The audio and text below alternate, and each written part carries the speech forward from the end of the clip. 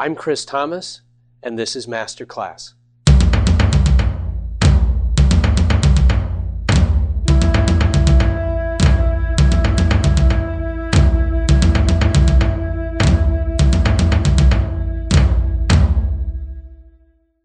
Hi Thomas Sensei, this is Steve Baruti in New Hampshire. I have a question for you about Tokamine no Kun. I have a pretty good sense of most of the kata from the rest of your videos, but there's one movement that has puzzled me, and while this is not a bow, I think it'll suffice to illustrate the question. There's the movement. We have done this, we land here. Circle, circle, strike, and then we repeat on the other side. If you would be so kind as to go through this movement, I'd appreciate it. Thank you. Thanks, Steve. That's a great question, and you caught the fact that I did not include the application for that particular sequence in the form. So here we go. The important thing to remember starting from the beginning is that when we're talking about a weapons form, but in particular when we're talking about a long weapon form coming out of Okinawa, these are about protecting the village. And so the purpose of the form is to train villagers in how to use their available equipment, predominantly farm tools, for fighting. Now, this is an important thing to understand because karate, we sometimes think of karate as being, there's two kinds of karate. There's farmer karate and there's fisher karate. So the guys who were on the boats did nahate and the guys who were farmers did shurite. But actually, the historical record indicates that all of the karate practitioners, at least the ones of note, were people of upper class. They were from the warrior class of Okinawa. So that they were the only people who really had the time and the access to learn martial arts and to really study martial arts in any kind of intense way. However, when it comes to weapons, farmers still needed to protect the village against the potential marauders who were coming along. And so they would grab their available equipment and fight with it. So Okinawan weapons arts, a large portion of them are based on the use of agricultural implements. Now, not all implements are agricultural implements. This, for example, is a nunti bow. A nunti bow is a purpose-built weapon. It's not an adaptation of something else. Even if somebody says, well, it looks a little bit like a boat hook. Yeah, okay, that looks a little bit like a boat hook, but boat hooks, it's not a boat hook. This is actually a weapon. And the particular design, inserting a sai into the end of a staff, and in particular what's called manji sai, tells you something about its origin. This is a weapon that would have been used by a local constable, a person from the warrior class who had access to metal, because metal weapons were expensive. Okinawa has no native metals, so it all had to be imported. So they tended to make everything they could out of materials that grew and from stone. So metal weapons are not nearly as common among Okinawan fighters as wooden weapons are. So this is purpose-built as a weapon. Farm implements would include all kinds of things like hoes, rakes, obviously a 6-foot staff. Staffs are just generally useful. So one of the most common agricultural tools is a flail. It's used for threshing. It's used for beating the grain to separate the husk from the grain itself.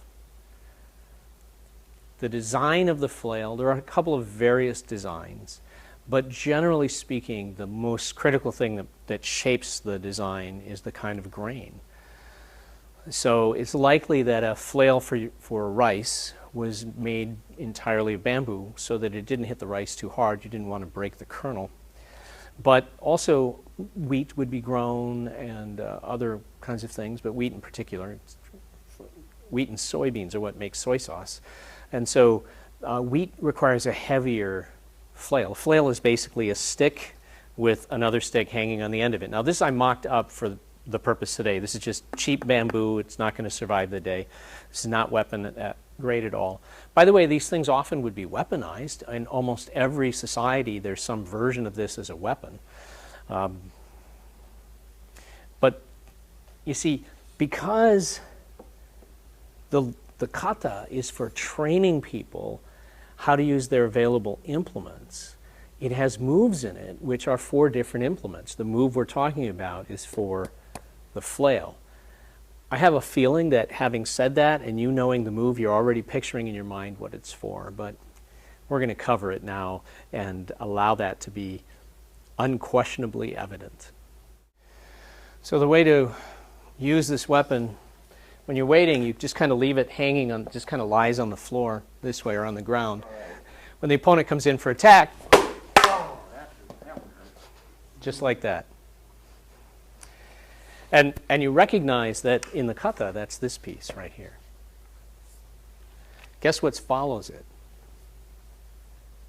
Right? So you picture this, and this is hard. There's a lot of length in this thing. You come over here with that, and then you come this way and swing it big and around, bringing it back. The difference, though, I should point this out, is that when I come and make this big swinging motion, instead of doing this, which is how we do it when we're just practicing the kata, you actually come this way here and then bring it like this. That brings us to the next motion. My opponent is coming in, and I'm now engaged with this sucker. I need to get, this sword is my problem. I have to get away from the sword. This is always the nearest target is the leg, so I want to get my leg out of the way. So the way I'm going to do that is I'm going to step here. Now, both my legs are back. So this is anytime you fight this way with your feet even to stay away from his weapon. Now it's pretty simple. You just come around and strike. These spinning movements are for disarming him. So as he comes in, right, that's the first hand. You come this way, there's the second hand, the sword goes down again. Comes in 1, 2, but now right here is a chance to actually disarm the weapon. So if as I'm coming in and I swing this here and I can get this, all I have to do is get the cord to come in this way. If you have a ton of kinetic energy, you might be able to get it to actually wrap, but you don't need to. You just need it to go here, and you just take this for a moment the other direction, just enough to pull the sword out. And so you actually have this in the movement, right? So we go 1, 1, 2, 3. That's the disarm. That's the disarm. Now, you notice that none of this I'm doing full out for fairly obvious reasons. In fact, just this little bit of practice we've done has already shattered this cheap bamboo that I'm using. And this is supposed to be, this part, which is called the beater, is actually, especially if you're using it with wheat, it's heavy.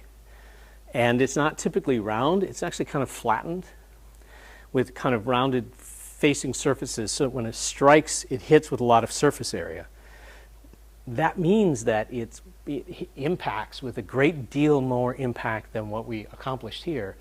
And yet, even so, he could feel that through the armor. He's pretty heavily padded. He could still feel it through the armor. So very serious kind of technique, very serious kind of weapon.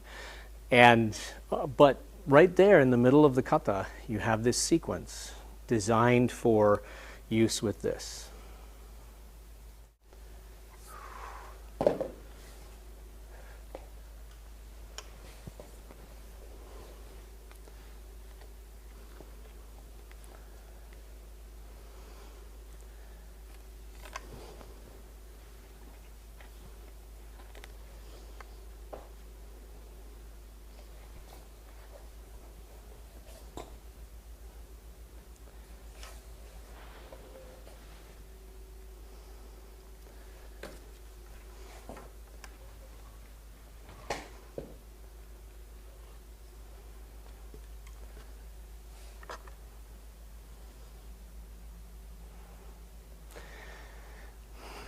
So, even though I'm used to doing tokumine with a bow and not with this, just walking through the end of tokumine with this allows you to see how much sense that makes, and how in context, we're talking about the actual context of Okinawa, an agrarian part of the society. And you can see, oh my goodness, the kata is enormously useful for its intended purpose, teaching people how to use common implements to fight with. So, great question. Thank you, Steve. And now, thanks for watching. go train.